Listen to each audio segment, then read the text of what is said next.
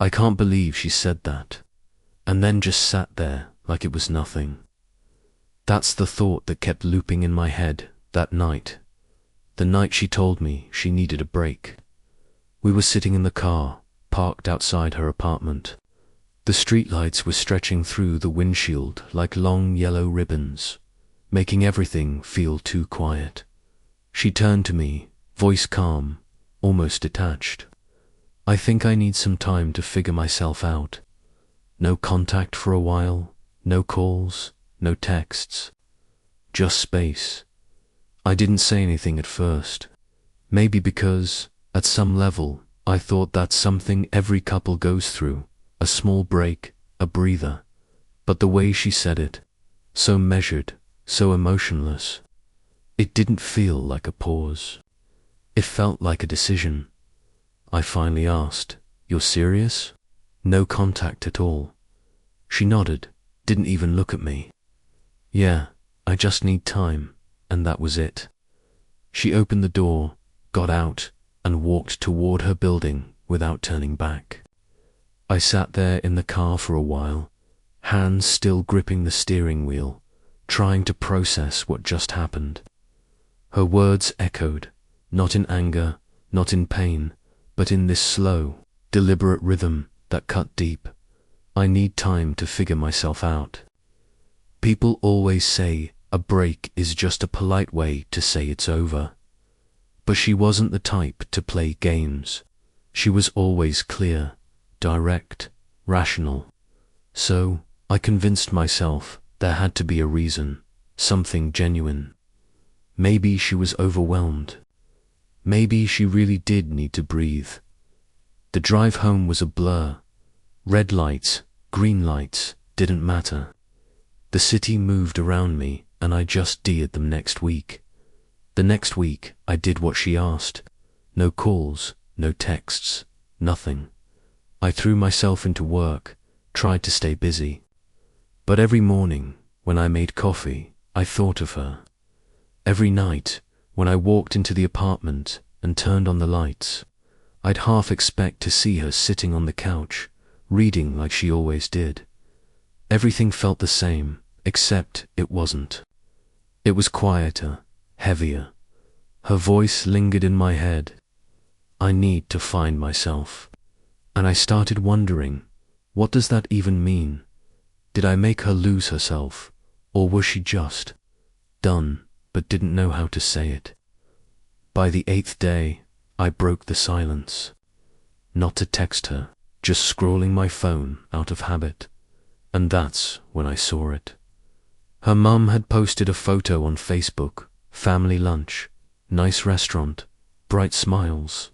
The caption read, "Lovely weekend with my girl." Nothing strange at first, until I saw the tags. Her name was there. And when I tapped on it, she was online. Green dot, active now. No disconnecting from everything, no finding herself. She wasn't gone, she just disappeared from me. I stared at that screen for a long time. Then I laughed, this short, hollow laugh that didn't sound like me, because it wasn't funny. It was the kind of laugh that comes out when something finally clicks, when the truth stands there naked and you can't unsee it. She said no contact, but she was fine. Smiling, out with family. Commenting on friends' posts. She didn't need space. She needed distance from me. That night, I didn't call her, didn't text, didn't ask for an explanation. I opened my contacts, hovered over her name, and locked the screen. Because maybe that was the point. Maybe she wanted me to realize it on my own. That the relationship was over, long before she said she needed space. And in that silence, I understood something cruelly simple. In her story, she'd already moved on. And in mine, I was just now catching up. The thing about silence is that it doesn't stay empty for long. After that 8th day, after I saw her online, the quiet stopped being peaceful. It started feeling like static, like something humming underneath my skin. I didn't reach out. I kept my word. But my mind didn't. It went places I didn't want it to go.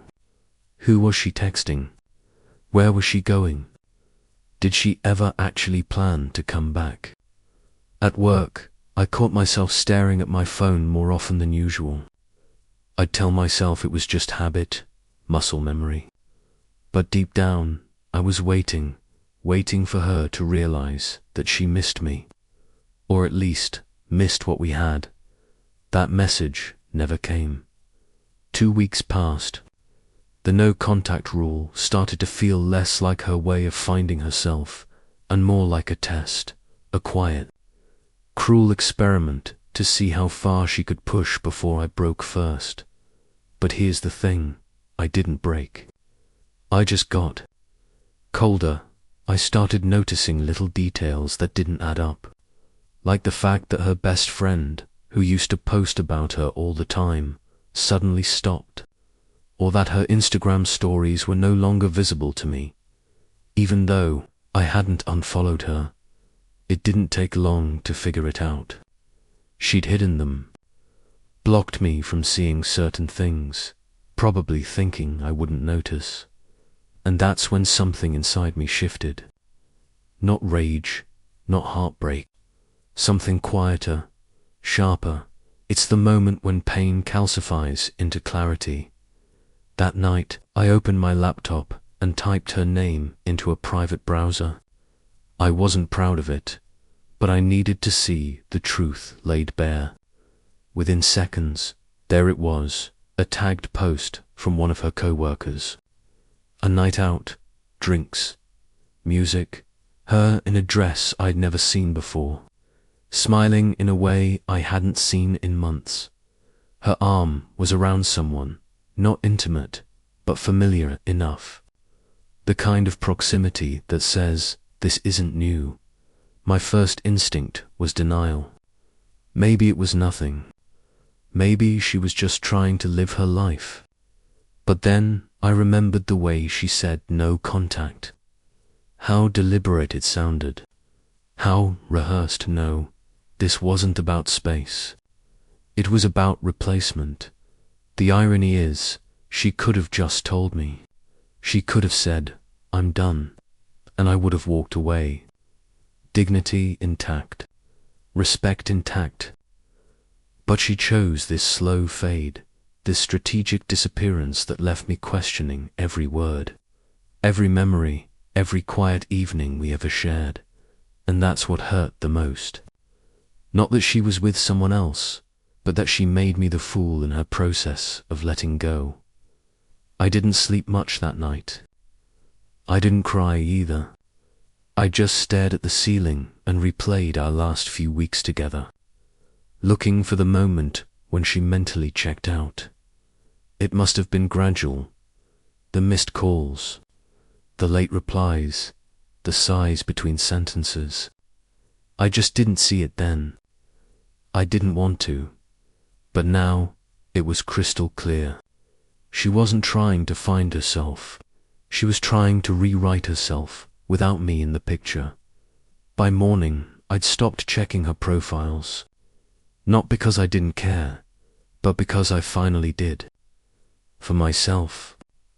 I realized that every time I looked her up, I gave her control over how I felt.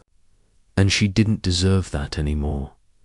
So I did what she probably never expected. Nothing. I went to work, came home, made dinner, watched TV. I lived quietly, methodically, almost mechanically.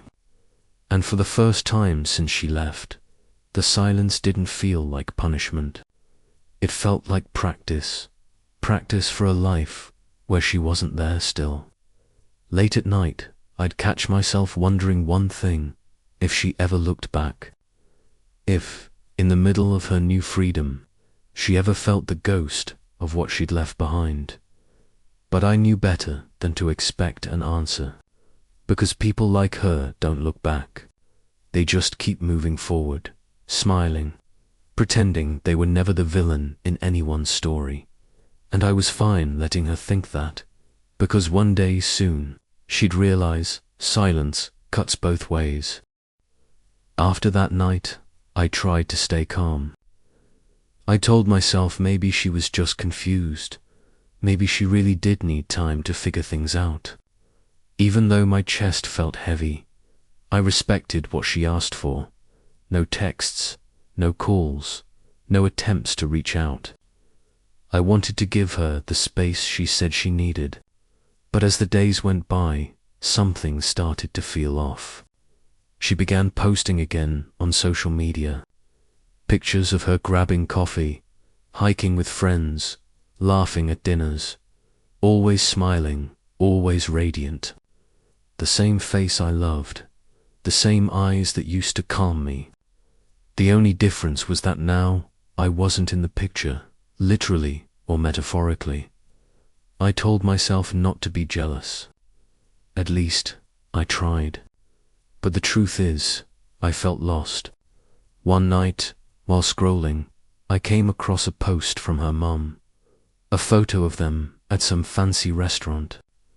The caption read, "Mother-daughter dinner with someone special tonight." Someone special, who? A friend, or someone new? My stomach dropped. I stared at that screen for what felt like forever. She didn't look like someone who needed time to figure herself out. She looked happy, relaxed, completely fine without me. I texted her, just 5 words, "Are you doing okay?" The message sent. No read receipt. No reply. A few hours later, she posted a story. "Sometimes walking away is the only peace." I sat in the dark, staring at those words glowing on my screen. Was that meant for me? Was she trying to say something, or just performing for the world, showing everyone how strong she was now? I didn't know. All I knew was that it hurt. It's kind of funny, in a cruel way. The person who said she needed time to find herself seemed to have found peace the moment I disappeared. Days turned into weeks, and I started questioning everything. Did I do something wrong? Was I too much? Too available? Too serious? Or was I just a placeholder, someone to hold her over until she found something more exciting? I couldn't sleep. Every time I closed my eyes, I saw her, her smile, her eyes, the way she'd tuck her hair behind her ear when she laughed. The little domestic things, our late-night movie marathons, arguing over what to order, falling asleep on the couch. All of it haunted me like a life I'd lost. And yet, I couldn't bring myself to block her, couldn't delete the photos, couldn't even take down the engaged status. I knew how pathetic that sounded, but part of me still hoped she'd come back. That maybe this was all temporary. That one morning I'd wake up and see her name on my phone again, "I miss you." But deep down, I knew the truth. Her silence wasn't hesitation. It was an answer. A clear, cold, devastating answer. After a few weeks, I tried to get back to normal life, though, in reality, nothing felt normal anymore. Every morning I still woke up on time, made coffee, went to work, and pretended I was fine. But the truth was, everything reminded me of her. The smell of the coffee, the song she used to hum while making breakfast, even the empty chair across from mine at the table. The silence in that chair was louder than any argument we ever had. I started to realize that when someone leaves you without an explanation, they don't just leave a void, they leave a crack in the way you see the world. It's like your entire sense of trust gets fractured. I stopped believing in honesty. I stopped believing in promises. I even stopped believing in the version of myself that once thought love could fix anything. Then one day, I ran into a mutual friend at a small gathering. It wasn't planned. I almost didn't go. But something told me I needed to step outside my apartment just once. We ended up sitting at the same table, both of us dancing around the topic, until she leaned closer and said quietly, almost guiltily, I heard she's seeing someone. Someone her mum introduced her to. I didn't react. I didn't even blink. It was as if my mind had been preparing for that sentence all along. I wasn't shocked. And strangely, I didn't feel as much pain as I expected. Maybe because deep down I already knew. Sometimes the heart figures out the truth long before the mind is ready to accept it. That night, I went home and opened our old messages. Hundreds of lines filled with love. We'll get through anything. You're the only one I trust forever. No matter what happens, all those words that once felt sacred now just stared back at me, hollow and meaningless. The memories weren't sweet anymore. They were heavy, almost suffocating. I sat there for a long time, scrolling, hesitating, and then finally, I deleted everything. Not because I hated her. I couldn't, but because I needed to stop living inside the ghost of what we used to be. I needed to save myself from drowning in what-ifs. A few days later, out of nowhere, my phone buzzed. It was her, the first message in months. Just wanted to know if you're doing okay. My hands went cold. I stared at that text for what felt like forever. My heart started racing, memories crashing into me all at once. The laughter, the arguments, the good mornings, the long silences before sleep. But a small, fragile piece of reason still held me together. Why now? Why, after all this time, when everything had already fallen apart? I typed something, deleted it, typed again, deleted that too. I didn't want to sound bitter, but I also didn't want to sound like I'd been waiting. Finally, I just wrote, I'm okay. How about you? A minute passed, then 2, then 5, and then her reply appeared. I miss you, just 3 words, but they froze me. My chest tightened. My mind went completely blank.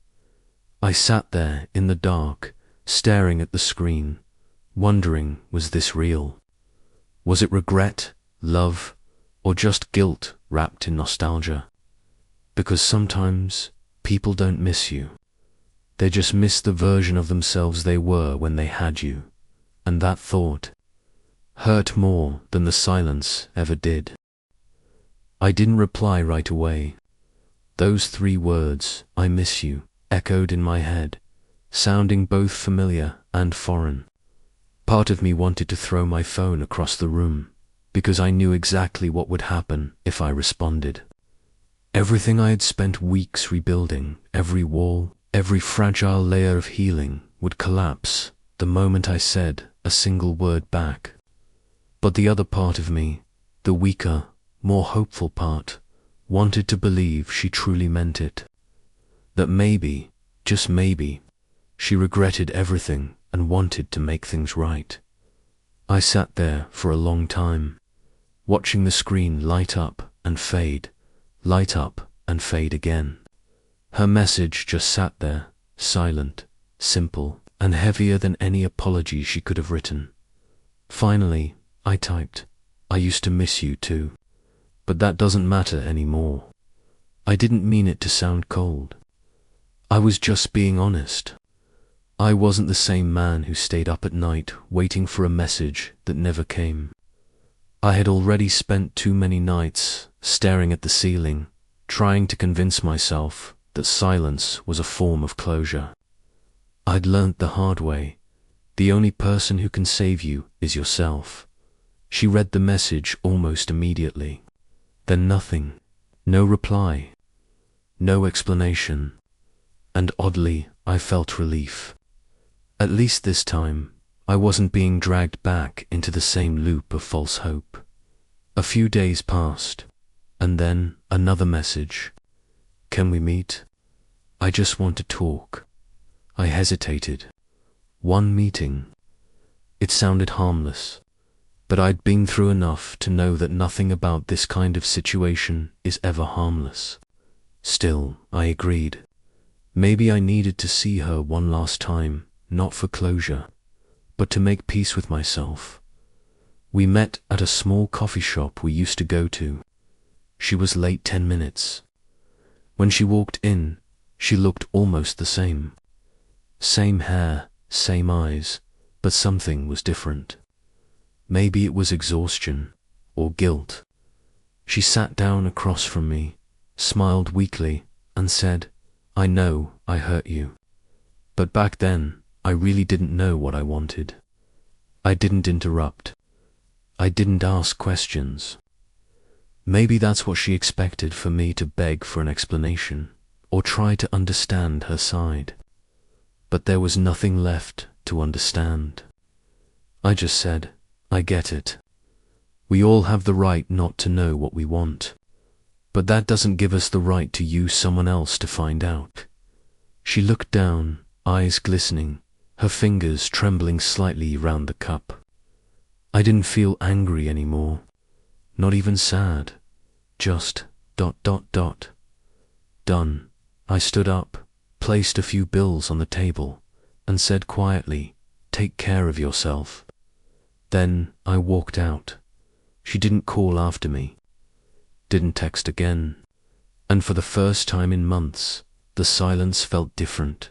It didn't hurt. It was clean, final. As I stepped outside, the cold wind brushed against my face, but my chest felt light.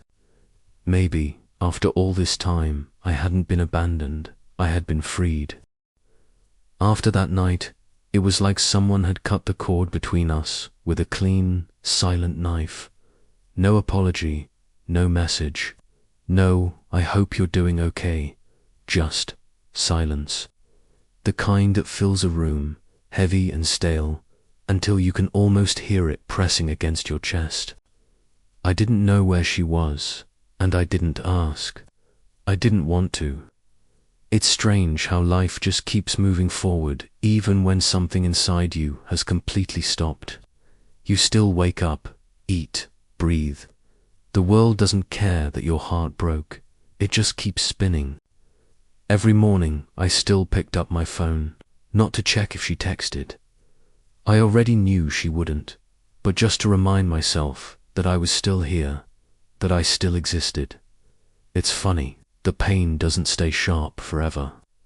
It dulls, like an old scar that still aches when it rains. Some nights, I'd think about what I'd say if she ever came back. The truth, probably nothing. There's nothing left to say when you finally realize the person standing in front of you isn't the same one who once held your hand like it meant something. Then one day, her mum tagged her in a photo on Facebook, a beach trip. She looked happy, free, standing next to some guy I'd never seen before. Her hand was on his shoulder, her smile wide and easy, like I never even existed. I stared at that picture for a long time. No anger, no jealousy, just this strange emptiness, like I was watching a movie I used to star in, but now I'm just some random extra in the background. That was the moment I finally understood, when she said she needed a break to find herself. What she really meant was, I need a way out that doesn't make me the bad guy, and I made it easy for her.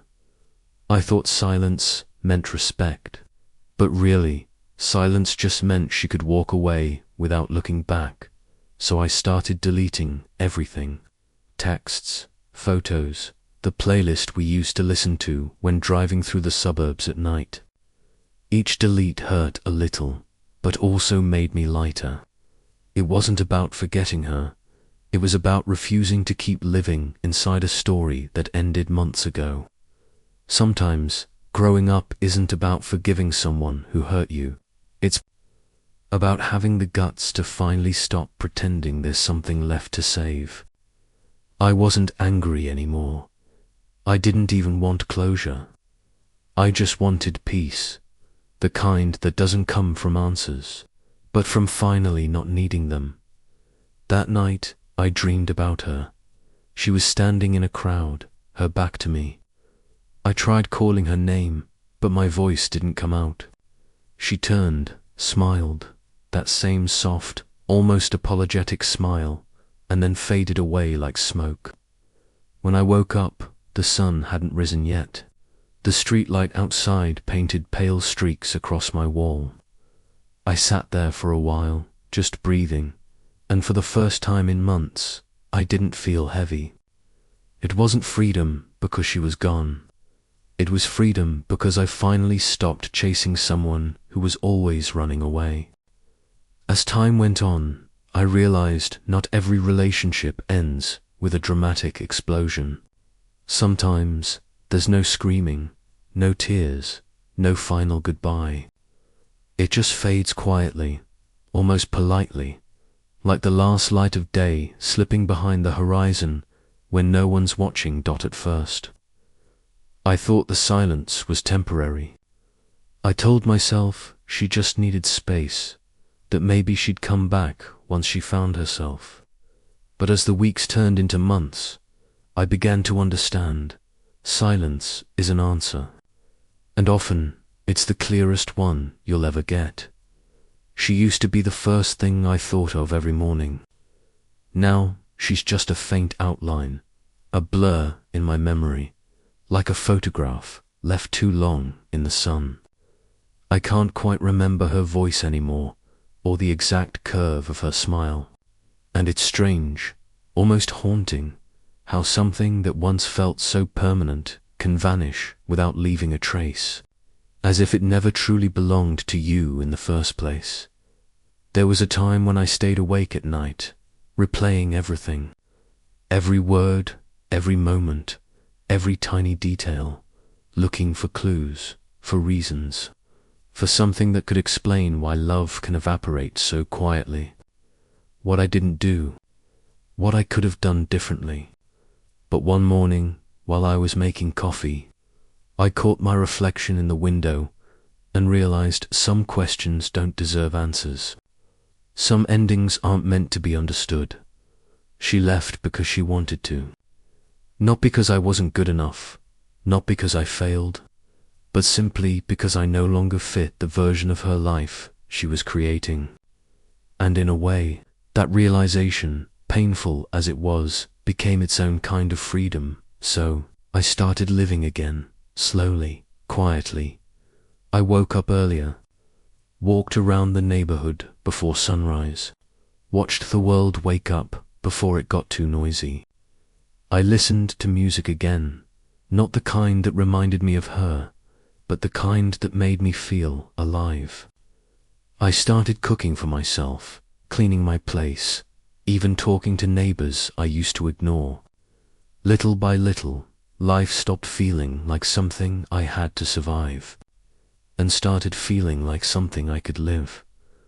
I realized that in love, people often fear loneliness so much that they lose themselves trying to hold on to something that's already gone. I had done that, clung to memories, to maybes, to a ghost of what used to be. But when I finally let go, when I allowed myself to stand alone, I found a strength I never knew I had. Maybe she's somewhere else now, living a different kind of happiness. Maybe she thinks of me sometimes when she hears a certain song or passes a familiar place. Or maybe I'm just a distant echo, a story she once told herself. I'll never know, and for the first time, I don't need to. If she ever remembers me, I just hope she remembers that I cared, genuinely, deeply, without condition. That I loved her in the only way I knew how. As for me, I'll remember her as a chapter that taught me how to grow up, how to let go, and how to love without losing myself. I don't look for someone to fill the emptiness she left behind anymore. I let it exist. Because that emptiness, that quiet space inside me, it's part of who I am now. It reminds me that I once felt something real, and that I survived it. Not all loss is bad. Sometimes it clears the fog so you can finally see what truly matters. Now, when I stand on my balcony and watch the sunset spill across the buildings, I feel something I haven't felt in a long time. Peace. Not the kind that comes from forgetting, but the kind that comes from acceptance. There's no anger, no regret, no need for closure. Just stillness, the kind that only arrives after you've made peace with the truth that loving someone doesn't always mean keeping them. And maybe that's the quiet beauty of it all. That sometimes the bravest thing you can do is walk away and never look back.